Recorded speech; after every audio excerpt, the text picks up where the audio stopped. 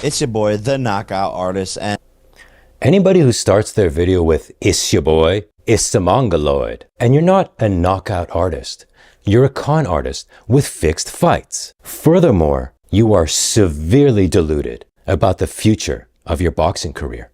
Listen to this lunatic. I'm very proud of you. I think it's cool because I was thinking about it the other day, but at the time you're going to the Olympics in 2 years, and then that's going to be when I'm probably going to be fighting for a world championship.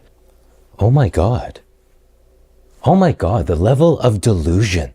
Jake Paul thinks he will be fighting for a boxing world championship in 2 years. How?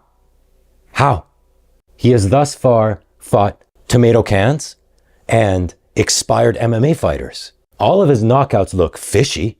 I've broken that down before. He's about to fight a senior citizen who walks with a cane, and he sees that career trajectory leading to a world championship in 24 months. The level of delusion is off the charts with this boy. And so we both could potentially be world champions, number one in the world together. An Olympic champion, yeah. And I think that might be the first couple to do that. I don't know.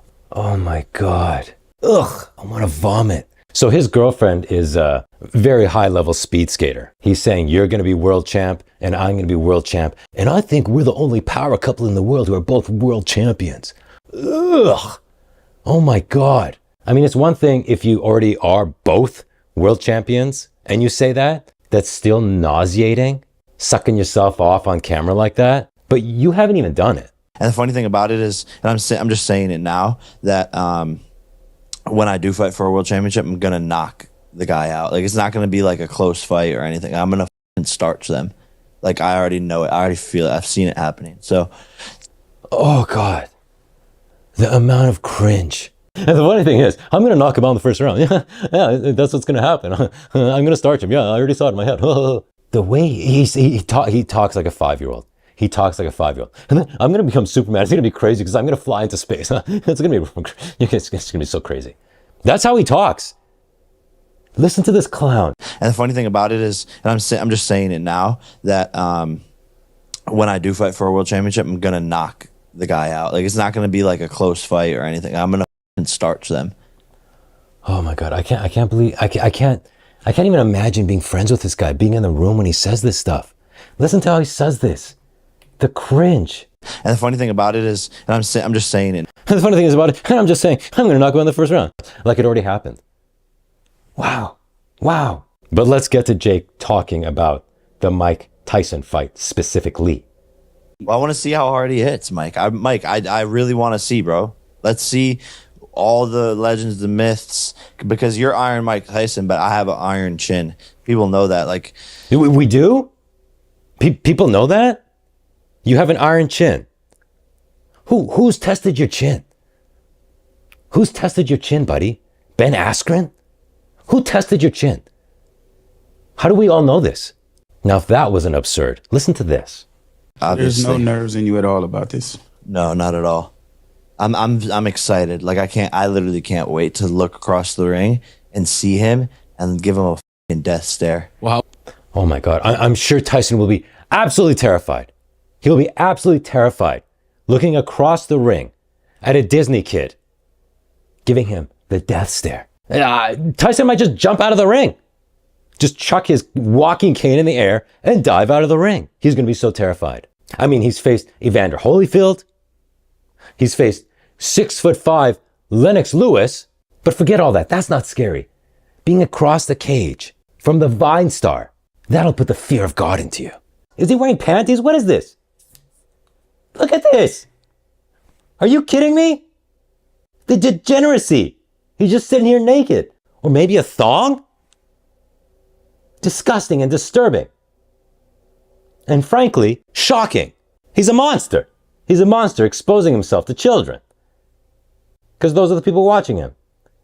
They're looking at this. This is what the kiddies are looking at right now. Repulsive. Degeneracy. A puppet of the Illuminati. I need to clean this now. I literally can't wait to look across the ring and see him and give him a death stare. Well, how was it the first? Oh my God. Do you see that? Look at this. Look at this asshole. What is that hair? Now, I broke down this ramen-headed retard's hairstyle before in a previous video, but it just never ceases to amaze me. And this looks even worse because now he's crammed this baseball hat on there, but pulled out the little strings of noodles.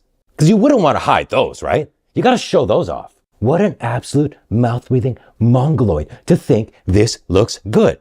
Because he sees that that's how Jake Paul wears his hat. That's how Logan Paul wears their hat. And I've made fun of that stupid style before. But why are you copying it? Can't you see how bad it looks? And it looks even worse on you. Dude, with this hat, okay, and this hair, it honestly looks like somebody dumped a bowl of ramen noodles on his head and left the bowl there. It looks like he went to a ramen house, okay, ordered a bowl of soup, and then when it came out, he got into an argument with the waiter, and the waiter just dumped the bowl on his head, left it there, and walked off. Tell me that doesn't look like a bowl with ramen sticking out. Tell me. Look at these curls. Let's zoom in on this. Look at this. Look at this asshole's hair. How can anybody think this looks good? How can anybody go out of the house looking like this? How can anybody go on a large podcast looking like this? And here's the thing. This guy, he's a good-looking fellow, and he's actively making himself look worse. Why? Why would you do this? How can you possibly think this looks good? Do girls find this attractive? I would ask the girls in my audience, but there aren't any. It's a sausage fest down here in the sewer. In fact, it's getting so bad down here that I'm afraid it might start getting gay, like a prison. Now, I'm not going to turn gay. I'm the straightest man alive. It says so on the bio of my YouTube channel. But I'm worried for you guys. There's no girls down here. Just a bunch of male rats running around. I hope it doesn't turn to that. I hope some girls show up eventually. But the point is, this guy looks ridiculous, and I'd be shocked if women find this attractive. But what do I know? I'm just a dude in a sewer, surrounded by rats. You guys came face to face for the first time just a couple of days ago. What was that face to face like? I just laughed. Jake just laughed. He just laughed in Tyson's face because he's such a badass with his death stare. I don't know if Mike Tyson is the best boxer of all time, but he was definitely the meanest. But Jake faces off with him and just laughs in his face. Unbelievable. Unbelievable. The lack of respect. Jake Paul thinks Conor McGregor is jealous of him. Listen to this. So then there's also online, there's KSI and Conor McGregor saying that the interest is low for this fight. Ironically, it's clearly the numbers are showing this is the highest interest you've ever had for a fight. Yeah. So Conor, you're saying the interest is low for the fight, but the last fight you announced, there was 1,000 articles written in a multiple day span to, people talking about your last fight. In that same multiple day span, there was 10,000 articles written about this. So that is so stupid. That is such a dumb metric. The whole, hey, there was 500 articles for your last fight and there was 10,000 for mine, or whatever numbers he threw out. Okay, moron. That doesn't mean you've set up a good fight. It means you've set up more of a gonzo show, okay? Thought experiment. Instead of Mike Tyson, the fight was Jake Paul on Netflix fights the world's oldest living woman. That'd get 1 million articles in a one-day span. Does that mean the interest you're getting in your fight is good interest? You fool. I'm telling you, those 10,000 articles aren't saying, oh my God, this is such a great fight. We are so happy for Mike Tyson. We can't wait to see a senior citizen back in the ring. The thing is, when you're a deluded person, you view everything in your world, everything that happens through your deluded lens. So you only see things in a positive light for you. Not, oh my God, I made such a mistake. There's 10,000 articles calling me a moron for calling out an old man. No, he sees, 10,000 articles. Oh my God, everybody loves me. He's not done. Listen to this. Just no fight ever has done these numbers in terms of like face-off views, like Instagram reels, just on our... Oh my God. You can't be this stupid, can you, Jake? No fight in history has ever had so many Instagram reels. Hey, asshole! How long has Instagram been around? And how long has professional boxing been around? Take the span of time that pro boxing has been around and how long Instagram has been around. Guys, I compare the numbers between my fight on Netflix and Muhammad Ali versus Joe Frazier, and we got more likes on Instagram. Instagram wasn't around before, idiot!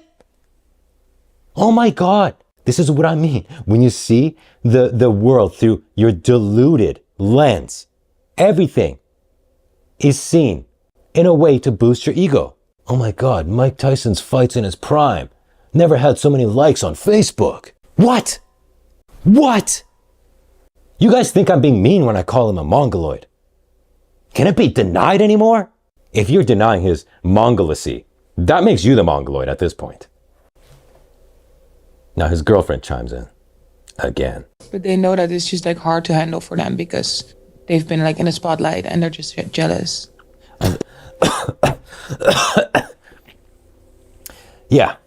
Yeah, chick. Conor McGregor is jealous of Jake Paul. Okay. The biggest UFC star in history is jealous of Jake Paul fighting a 58-year-old man. Okay. Hoi.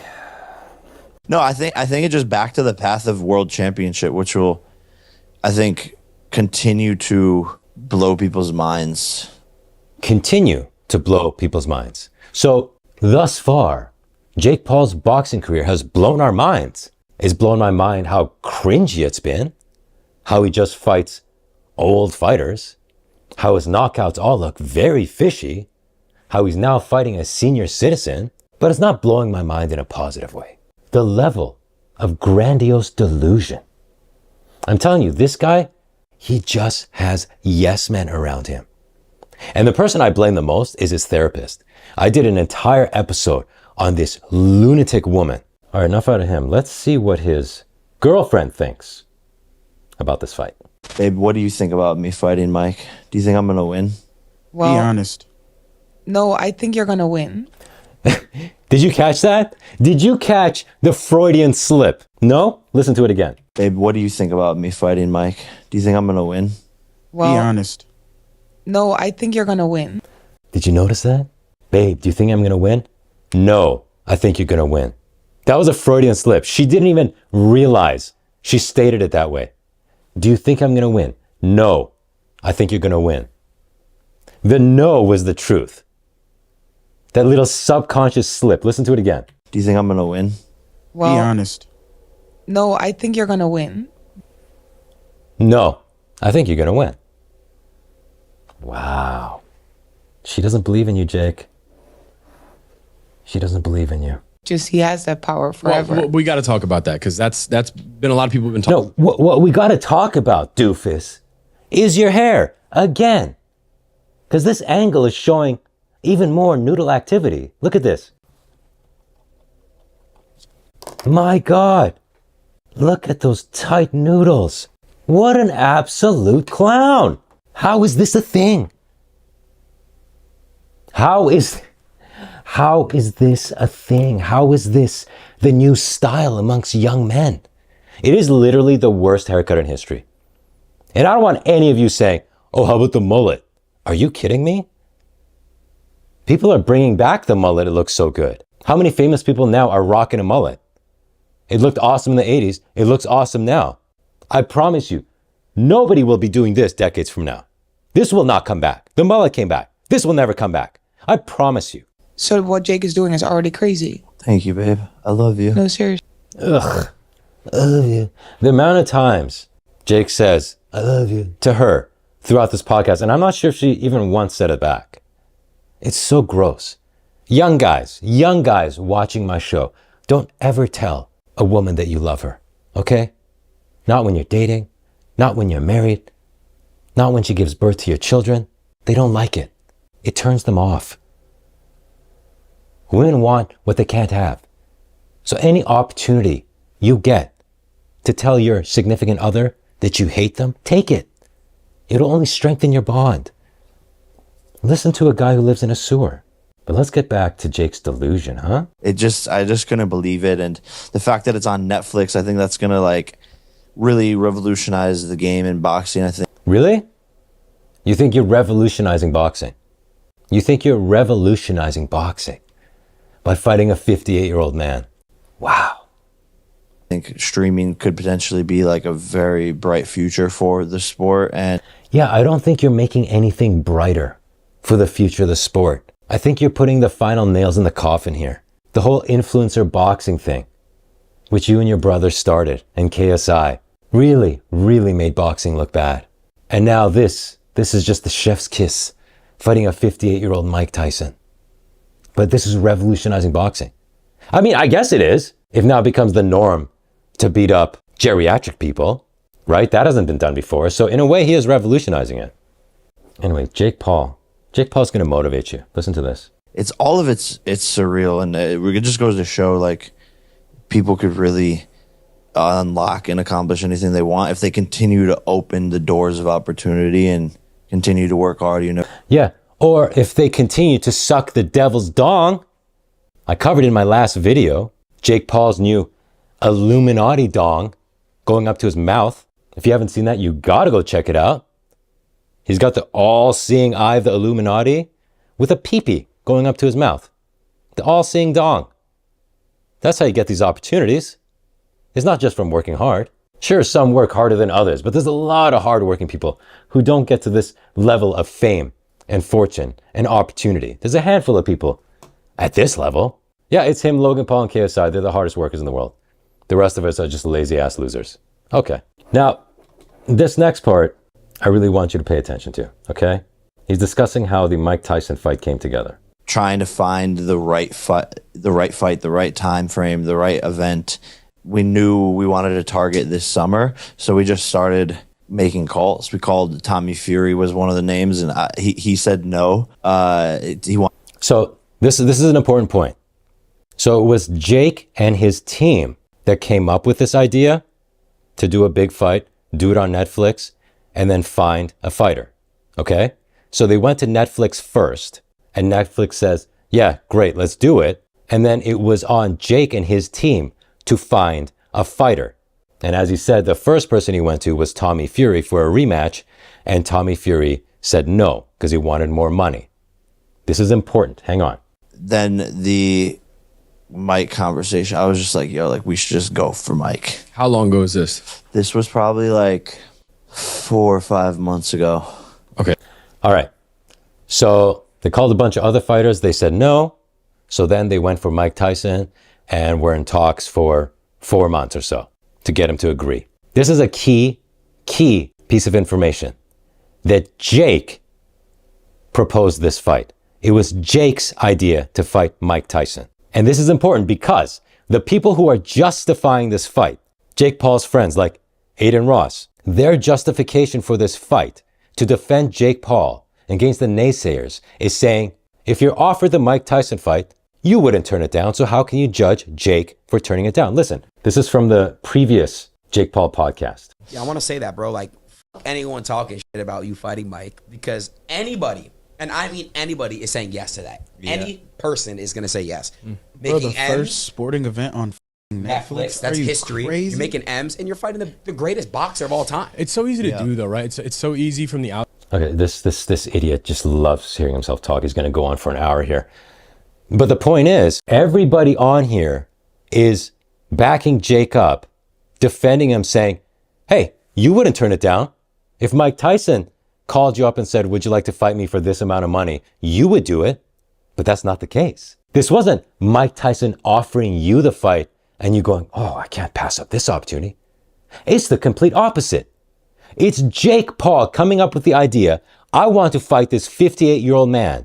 He propositioned Mike Tyson. So this entire line of justification goes out the window. It's not how can you blame Jake? He was offered this once-in-a-lifetime opportunity. How could he say no? There's no grounds for that. No grounds for that. This was entirely Jake's idea. You heard him say it himself. Let's get Mike. He propositioned Mike. It was his idea. So you can take this whole line of justification and shove it up your ass. Jake is entirely on the hook here for wanting to fight a senior citizen and for putting it on Netflix. To understand why Jake Paul is so deluded, you need to go back to that video I made where he talks with his therapist, okay? And see how this crazy woman has her hook sunk into him, messing with his brain. And you can watch that video right here. Go ahead, click on it, and prepare to descend into madness.